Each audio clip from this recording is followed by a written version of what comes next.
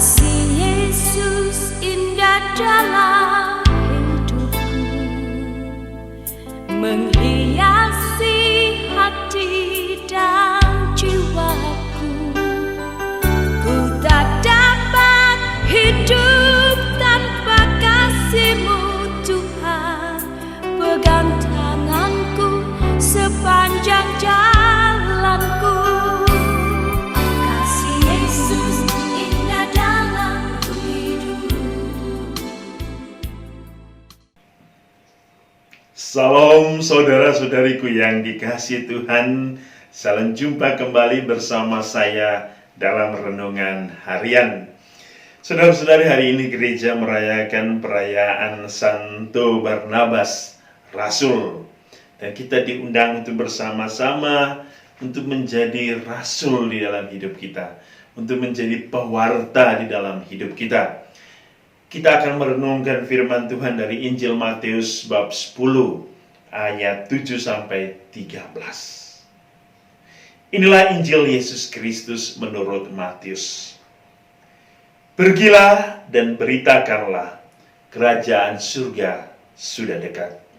Sembuhkanlah orang sakit, bangkitkanlah orang mati, tahirkanlah orang kusta, usirlah setan-setan. Kamu telah memperolehnya dengan cuma-cuma, karena itu berikanlah pula dengan cuma-cuma. Janganlah kamu membawa emas atau perak atau tembaga dalam ikat pinggangmu. Janganlah kamu membawa bekal dalam perjalanan. Janganlah kamu membawa baju 2 helai, kasut atau tongkat, sebab seorang pekerja patut mendapat upahnya.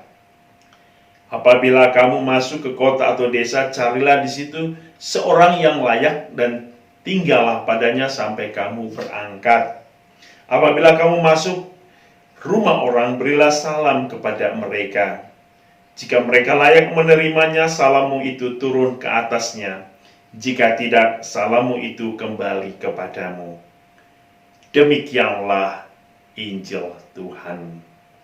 Saudara-saudari yang dikasihi Tuhan, dalam perayaan Santo Barnabas Rasul, tentu kita semua diingatkan oleh Yesus bahwa kita adalah rasul juga. Kita adalah murid, kita adalah juga pewarta, kita adalah nabi zaman ini. Kita adalah orang-orang yang terpanggil oleh Yesus untuk terus-menerus menyampaikan, untuk menyambung menjadi penyambung lidah Yesus, untuk senantiasa menghadirkan kasih karunia Allah di dalam hidup kita melalui karya-karya dan pewartaan. Injil hari ini mengajak kita untuk pergi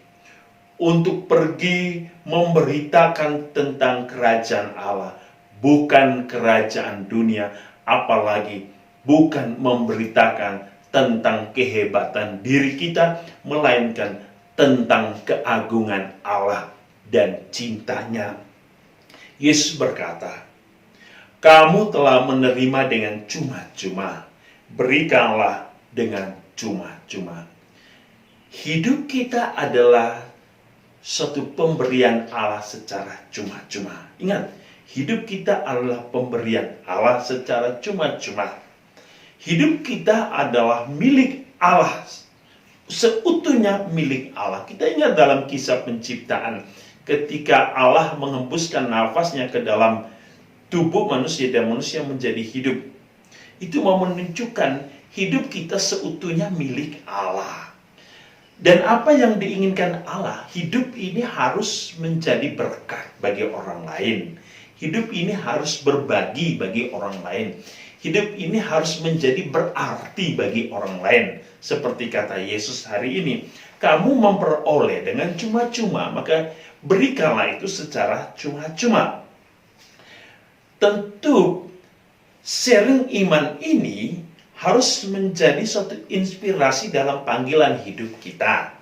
Baik sebagai seorang imam, seorang biarawan-biarawati, baik seorang awam, seorang ayah, seorang ibu, seorang anak, atau baik seorang yang hidup sebagai jomblo atau hidup single, tidak mau menikah. Hidup kita adalah suatu panggilan.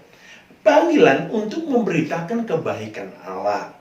panggilan untuk menghadirkan kerajaan Allah dalam diri sesama. Oleh karena itu, saudara-saudari, sebagai orang-orang yang terpilih di dalam kehidupan ini, maka kita mempunyai satu tugas yang mulia di dunia ini sebelum kita kembali, sebelum kita menyelesaikan ziarah hidup ini. Sehingga akan menjadi satu pertanyaan,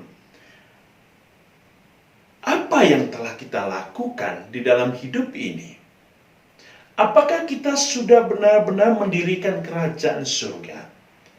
Atau sudahkah kita menghasilkan buah-buah kerajaan surga dalam hidup kita? Seperti yang Yesus hari ini katakan, sembuhkanlah orang sakit. Sudahkah kita pernah datang melawati orang sakit, membantu orang sakit, menghibur orang sakit? Sudahkah kita hadir dalam kehidupan orang-orang yang membutuhkan, baik melalui harta kita, baik melalui nasihat kita, baik melalui pertolongan kita? Sudahkah kita hidup sebagai pribadi Allah bagi sesama?